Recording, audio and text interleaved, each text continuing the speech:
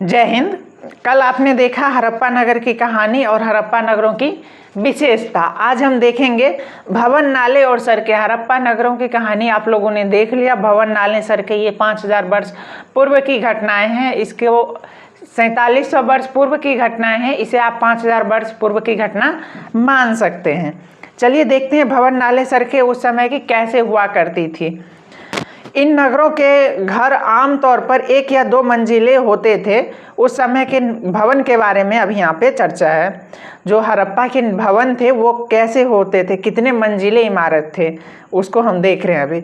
इन नगरों के घर आमतौर पर 1 या 2 मंजिले होते थे। घर के आंगन के चारों ओर कमरे बनाए जाते थे। अधिकांश घरों में एक अलग स्नानागार होता था और कुछ घरों में कुएं भी होते थे। जैसे आज भी कुछ घर में अलग से अपना शौचालय बनाया हुआ है स्नान के लिए, कुछ घरों में केवल चापाकल है, कुछ घरों में खुले में नल लगा हुआ है। ठीक उसी प्रकार उस समय भी जो समृद्ध लोग हुआ करते थे उसके घर में अलग से स्नानागार हुआ करता था। कुछ उससे ज़्यादा समृद्ध थे तो कुआं हुआ करते थे। कई नगरों में ढके हुए नाले थे। अब हम नाले देखेंगे।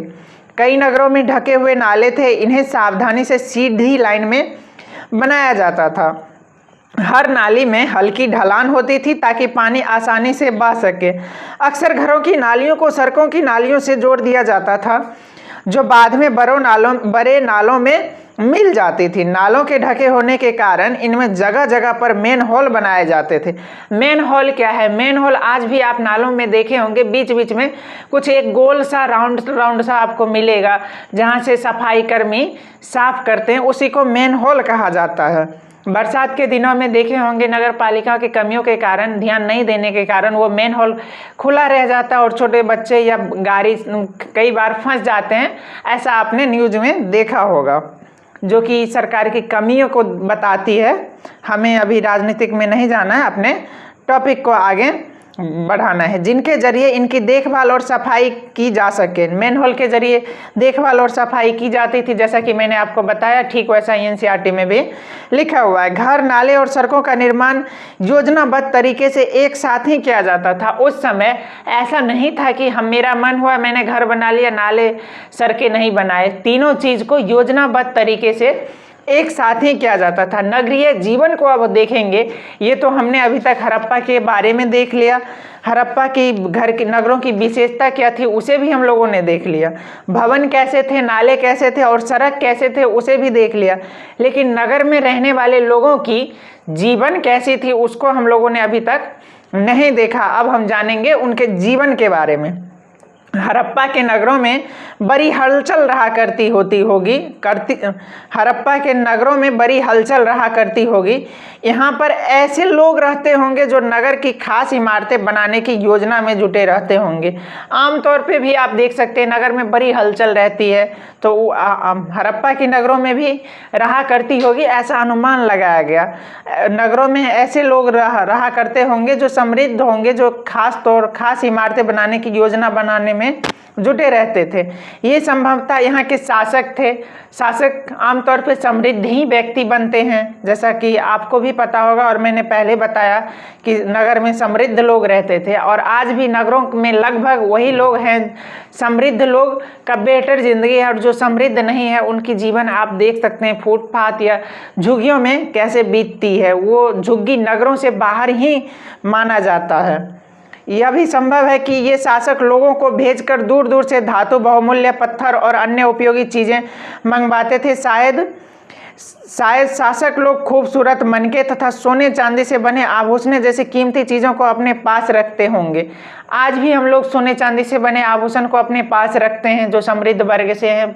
उस समय भी शासक लोग समृद्ध वर्ग के जो थे वो सोने चांदी, मनके इत्यादि अपने पास रखते थे। इन नगरों में लिपिक भी होते थे जो मुहरों पर लिखते थे और शायद अन्य चीज़ों पर भी लिखते होंगे जो बच नहीं पाए। लिपिक आज भी आप देखते होंगे सरकारी मुहर होता है।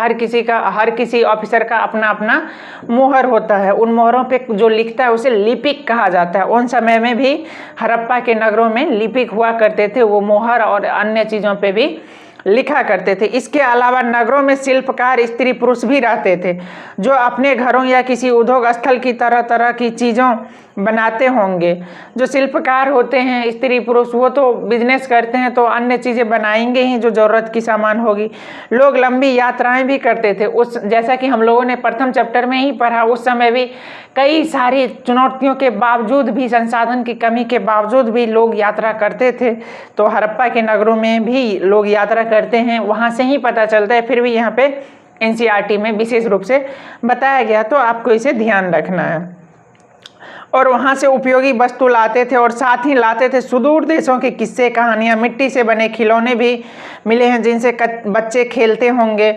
जब हम यात्रा करते हैं तो कुछ चीज़ें खरीद के लाते हैं, फिर दूसरे जगह जाते हैं तो उन जगहों के बारे में जानते हैं, उस किस्से कहानी को हम जब अपने घर आ जाते हैं तो किसी और को बताते हैं।